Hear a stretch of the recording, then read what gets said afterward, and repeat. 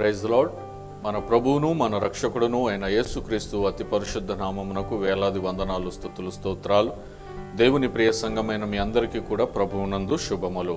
బెరాక blessings, బెరాక ఆశీర్వాదములు అనుదిన క్లుప్త వాక్య ధ్యానములకు మిమ్మల్ని ప్రేమపూర్వకంగా ఆహ్వానిస్తున్నాను. ఈరోజు లేఖన భాగము యెషయా పుస్తకము 12వ అధ్యాయము 2వ వచనం.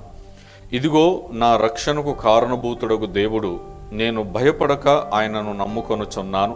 యెహోవా యెహోవాయే నాకు బలము, ఆయనే నా కీర్తనకు ఆస్పదము, ఆయన నాకు రక్షణాధారం ఆయను అని అంటున్నాడు. ఇక్కడ మనం గమనించినట్లయితే నా రక్షణకు కారణభూతుడగు దేవుడు.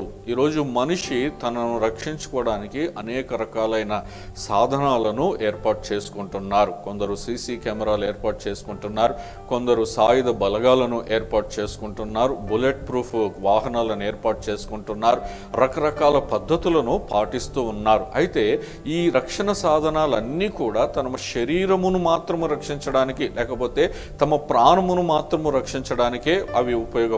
కానీ ఆత్మను రక్షించడానికి ఏ సాధనము కూడా ఈ భూమి మీద ఉపయోగపడదు.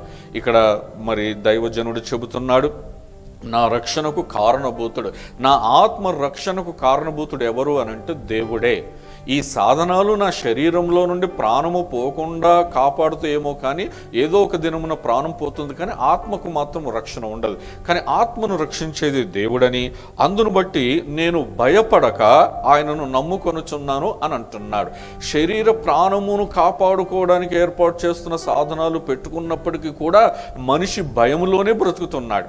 ఇంకా భయంలోనే ఎక్కడ నుండి ఆపద ముంచుకొని వస్తుందో, ఎక్కడ ఆపద పొంచుకొని ఉందో అని చెప్పి భయపడుతూనే జీవితాన్ని వెళ్ళబుచ్చుతున్నాడు. కానీ ఇక్కడ భక్తుడు ఏమంటున్నాడు, నేను భయపడక ఆయన నమ్ముకొనుచున్నాను అంటున్నాడు. నా ఆత్మను రక్షించే వాడిని ఉన్నాడు కాబట్టి నేను భయపడను, ఆయనను మాత్రమే నమ్ముకొనుచున్నాను. యెహోవా యెహోవాయే నాకు బలము, ఆయనే నా కీర్తనాస్పదము అని అంటున్నాడు.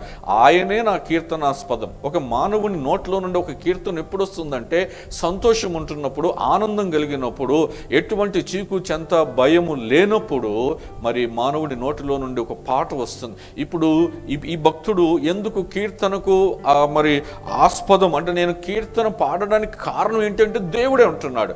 ఎందుకు దేవుడు అంటే ఆయన నా రక్షణకు ఆధారము అని అంటున్నాడు. ఇప్పుడు నేను భయపడట్లేదు, భయపడనప్పుడు ఆయన నమ్ముకుంటున్నాను. ఆయన నమ్ముకుంటున్నప్పుడు నేను భయపడట్లేదు, నాలో నుండి కీర్తన వస్తుంది. నా కీర్తనకు ఆస్పదము ఆయనే అని అంటుంటూ మరలా ఆయన నాకు రక్షణ ఆధారం ఆయను అని అంటున్నాడు. నా ఆధారం ఆయనే, నా రక్షణకు ఆధారము ఆయనే. కాబట్టి నా ప్రాణ శరీర ఆత్మలకు ఆధారం ఆయనే గనక నేను ఇప్పుడు భయపడట్లేదు. ఆయన నమ్ముకున్నాను గనక నేను భయపడట్లేదు. ఇప్పుడు నేను సంతోషముతో, ఆనందముతో కీర్తన పాడగలుగుతున్నాను.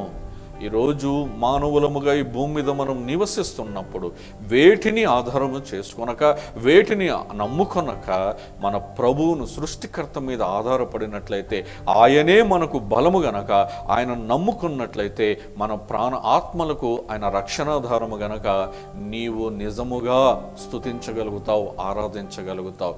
ఈరోజు దేవుడిచ్చిన ఈ ప్రాణమును బట్టి, ఆయన మన ఆత్మకిచ్చిన రక్షణను బట్టి దేవుని స్తుతిద్దాం, దేవుని కీర్తిద్దాం, దేవుని గణపరుద్దాం. అటువంటి కృప దేవుడు మనకు దయచేయునుగాక. ఆమేన్. ప్రార్థన. మా ప్రియ పరలోకపు తండ్రి, నీ పరిశుద్ధమైన నామమునకు వేలాది వందనాలు, స్తోత్రాలు చెల్లించుకుంటున్నాను. ఇదిగో నా రక్షణకు కారణభూతుడవు నీవే నా తండ్రి. నేను భయపడక నిన్ను నమ్ముకునే కృపను నాకు అనుగ్రహించారు. అందును బట్టి నీకు స్తోత్రాలు. నీవే మాకు బలమును అనుగ్రహించేవాడవు నా తండ్రి. నాయనా నీకు వందనాలు. నాయనా మరి నా ఆత్మకు రక్షణ ఇచ్చినందుకు నిన్ను కృతజ్ఞతగా స్తుతిస్తున్నాను, కీర్తిస్తున్నాను ప్రభా. ఇటు ధన్యత మా అందరికీ దయచేసినందుకే నీకే వేలాది వందనాలు, కృతజ్ఞతాస్తుతులు చెల్లిస్తూ ఈ దినపు దీవెనలతో దీవించమని యేసు నామములో స్తుతించి ప్రార్థిస్తున్నాము తండ్రి. ఆమేన్. Praise the lord.